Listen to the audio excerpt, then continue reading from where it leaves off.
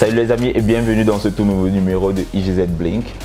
Je m'appelle Aliou Garga, streamer à Insomnia Game Zone. Bonjour tout le monde, moi c'est Designer Gamer, streamer à Insomnia Game Zone.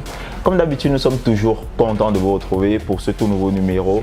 On va parler de 3 sujets très intéressants que nous avons jugé bon de vous transmettre.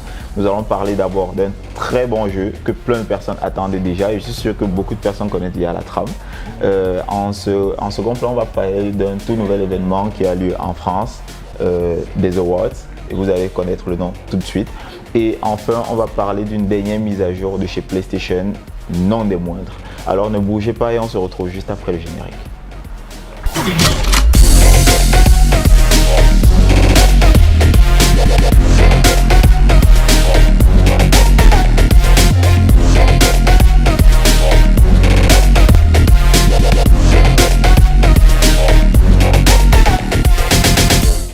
Dans cette première rubrique de Insom Play, on va parler d'un jeu que moi j'attends énormément.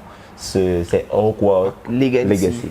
L'héritage de Poudlard. En fait, Hogwarts Legacy, c'est une trame qui suit la saga de Harry Potter. Ouais. Mais pas tant que ça. On a l'impression que c'est une suite, mais ce sera en mode ouvert. Donc forcément, ce sera un jeu qui va nous permettre d'entrer vraiment dans la peau des personnages de Poudlard. Ouais, est-ce que tu as eu à voir par exemple les bandes annonces dessus? J'ai vu.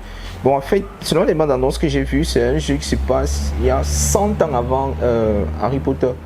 Tu as un peu vu que Harry Potter n'est pas là. C'est comme si nous racontait un peu l'histoire tu réincarnes. Oui, tu réincarnes le joueur en fait. C'est comme si tu racontais l'histoire parce qu'il y a les grandes familles là. Je crois qu'il y a les familles. Les familles de Serpentard, les Voldemort et consorts. On te raconte un peu l'histoire. Vu que dans Harry Potter, on ne parlait pas trop d'eux.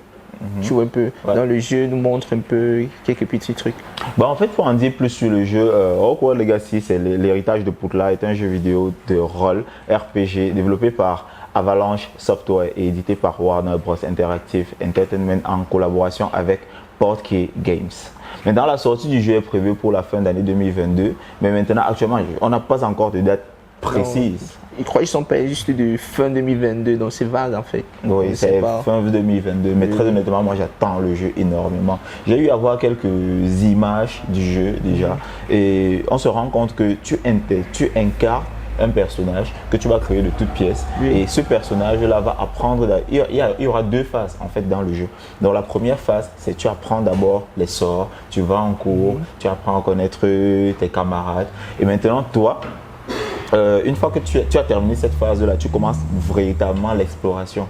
Mais par contre, il y a une chose qui m'a marqué en fait sur le jeu, c'est que tout ne sera pas juste centré sur Poudlard. Non, même pas. Donc tu pourras sortir à l'extérieur, voir les mystères, et moi ça me fait penser un peu à Elden Ring, tu vois. Ouais, c'est vraiment comme si on rentre même, tu vas voir. Comme je l'ai dit là tout à l'heure, tu peux créer ton perso. Tu peux utiliser soit peut-être une femme ou bien un homme, ça dépend de toi. Ouais. Tu peux créer ton perso. Donc maintenant, l'intrigue se déroule dans l'univers étendu de fantasy imaginé par J.K. Rowling. J.K. Rowling. Pour les romans Harry Potter, bon, vous connaissez déjà un peu le topo sur Harry Potter. On ne va rien vous apprendre par rapport à ça. Donc honnêtement, le jeu va présenter un monde ouvert. Il y aura tellement de nouveautés. Honnêtement, si on commence à parler de tout ce qu'il y aura sur le jeu maintenant, on ne va pas s'en sortir.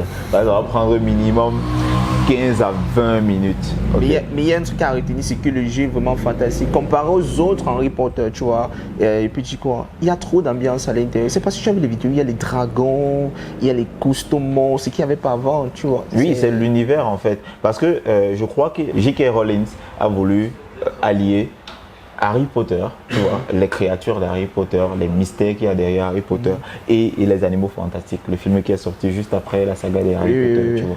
Vu que c'est dans la même trame, donc ce sera lié. Par contre, le jeu est très intelligent parce que l'IA va te permettre d'avoir les histoires, par exemple, des personnes que tu rencontres. Donc, par exemple, ton évolution dans le jeu ne sera pas la même que la mienne. Donc, les personnes que moi je vais rencontrer, les amis que je vais me faire, ou bien les amis que je vais me faire, ne seront pas les mêmes par rapport à toi. Mais maintenant, moi, ce qui m'intrigue, c'est le mode multijoueur. Comment est-ce que ce sera, par contre? Est-ce que les personnes en face de toi, est-ce que toutes ces personnes-là seront des joueurs ou il n'y aura que des PNG où vraiment, c'est ça qui m'intrigue. Je ne sais pas exactement comment le mode multijoueur sera par rapport à ça. Moi, je crois qu'ils ont trop misé. Actuellement, ils misent plus le mode solo. Tu vois. Donc peut-être lorsque le jeu va sortir, on va aussi un peu essayer de découvrir le mode multijoueur s'il y en a même. Je ne peux pas peut-être s'il y en aura. Ouais, forcément, on va faire des tests par rapport à ça. En tout cas, c'est tout ce qu'on avait à vous dire par rapport à Hogwarts Legacy. Nous, on l'attend énormément. Ce sera en fin d'année 2022. Et forcément, on va le tester, ce jeu. Ah, ça, c'est sûr. On va même streamer le jeu. Ouais. Donc, on va passer directement à la prochaine rubrique des awards nouveaux en France. On voit ça juste après le jingle. Pour notre deuxième rubrique du jour, on va parler de la cérémonie Pégase. La cérémonie Pégase, c'est un événement qui a lieu en France depuis déjà quelques années. Depuis 2020. Et c'est quelque chose qui engrange déjà plein de personnes. Donc, il y a beaucoup de personnes qui voient la cérémonie déjà, qui assistent à l'événement. Moi, j'ai commencé à y assister cette année. Et maintenant, j'ai envie de savoir, c'est quoi la cérémonie Pégase? La cérémonie Pégase, déjà, c'est un passage dont les récompenses sont décernées aux créateurs du jeu français. Tu vois un peu. Donc, comme je viens de dire, il y a de cela depuis 2020 que ça se passe. Tu vois. Et lors de la cérémonie, toi, tu as regardé la cérémonie, tu as vu qu'il y a aussi une grande personnalité dedans. Ouais. Comme peut-être le ministre de la Culture, avec encore d'autres personnalités dont j'ai oublié le nom. Donc, tu vois que chez eux, ils ne négligent pas le jeu vidéo. Comme par ici chez nous, tu vois, le jeu vidéo il est bafoué, c'est pour le fou, c'est pour le petit gars du quartier. Bon, je crois que ce que tu as envie de dire, c'est genre on ne met pas en avant l'industrie du jeu vidéo ici là chez nous. Oui, chez nous, on ne valorise pas le jeu vidéo. Oui, ça c'est vrai, ça c'est vraiment vrai. Et je crois que c'est l'une des raisons pour lesquelles on soulève ce mouvement à la montrant en fait que le jeu vidéo également peut être un secteur d'activité où des personnes peuvent gagner leur vie et s'épanouir.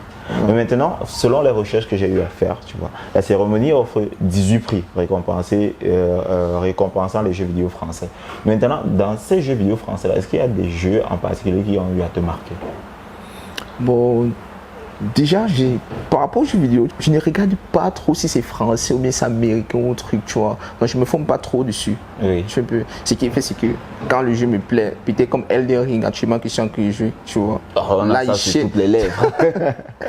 Je cherche toutes les ressources sur Elden Ring, tu vois. Bon, français, il sait pas trop. Mais maintenant, il y a 3 prix qui sont remis. Au meilleur jeu étranger déjà, le deuxième la meilleure personnalité, c'est-à-dire e-sport ou équipe e-sport, et les influenceurs aussi. Mais maintenant il y a un passage en fait qui a attiré mon attention, e-sport et équipe e-sportive, tu vois, parce que ces domaines-là, parce que tu sais que Insomnia en fait est dans le e-sport. Bien sûr. Tu vois. Et moi, j'ai eu un rêve, tu vois, un peu comme Magellan, tu vois. Donc, je me suis dit, imaginons, on fait des awards où on va primer, comme on fait les primes régulièrement là, des joueurs qui viennent pour jouer ici à le tournoi. On fait des primes, on dit par exemple, tu as eu à gagner par exemple tel prix sur tel jeu, tel nombre de fois sur telle année. On te décerne ce prix parce que tu as eu tel nombre de skills. Wow. Imagine-toi, toi tu as le micro ici à côté de toi, si c'est nous les streamers, on le fait. Non, on doit même primer les streamers. Bien sûr. Non, on doit primer aussi les streamers. Donc en gros, c'est la cérémonie Pégase, c'est cette cérémonie-là qui est, bon, je ne veux pas dire un plagiat, mais une cérémonie qui va dans le sens des Césars. Les Césars, c'est une cérémonie que tout le monde connaît en France. Mais maintenant, ils veulent faire la même chose, mais avec des orientations différentes pour mettre en avant le domaine de l'industrie du jeu vidéo. Donc je pense que ce serait très intéressant que chez nous ici aussi on commence à réfléchir à des choses comme ça. Surtout qu'on a déjà des cérémonies qui existent. Par exemple pour les artistes, pour les musiciens, pour les humoristes. Pourquoi pas pour les e-sports? Moi je suis sûr que ça va arriver. Voilà. Moi je suis sûr que ça va arriver. Ok. Donc c'est tout ce qu'on aura à dire pour la cérémonie Pégase. Maintenant on va passer à la dernière rubrique du jour. On se retrouve juste après les jingles. Nous sommes arrivés à notre dernière rubrique du jour, InsomTech. Nous allons parler de la mise à jour qui a été faite sur PlayStation 5 récemment. En fait, la mise à jour de PlayStation 5 va rajouter, bon, c'est vrai que c'est même pas encore effectif, mais ça va rajouter une nouvelle option, le VRR. donc le Variable Refresh Rate.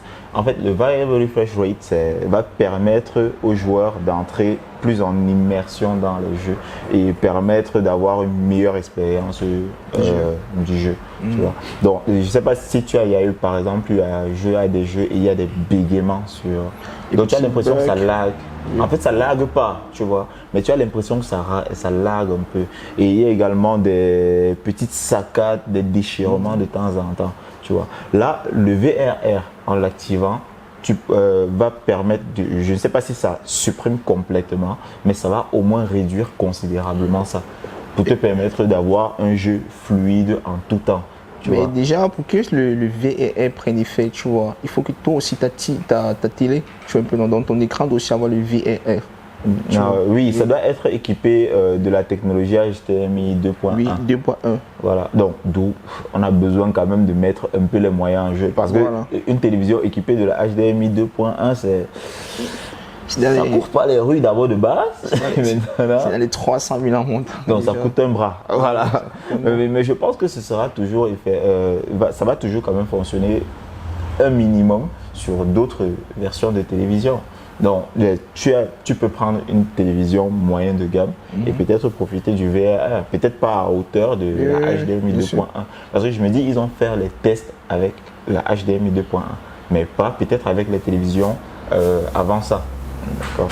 Mais maintenant, sur le VR, il y a un truc qui m'intéresse vraiment, parce qu'il y a un mode automatique. Ça veut dire que, bon, déjà de base, le VR ne sera pas compatible avec tous les jeux. Il y en aura qui vont venir avec le VR. Oui, je crois peut-être les autres jeux, on va seulement faire une mise à jour. Oui, il y aura des optimisations pour ça. Mais maintenant, il y a un mode automatique qu'on pourra activer qui fera en sorte qu'on puisse utiliser la technologie sur tous les autres types de jeux. Donc il y aura forcément une nette amélioration sur tout le catalogue de jeux. Déjà, c'est un truc qui est nouveau chez Sony, hein, tu vois. Oui, en fait, sur les consoles Sony, mais déjà sur les télé Sony, il y en a déjà. Oui. Il y en a déjà. Et par contre, chez Xbox, ça depuis.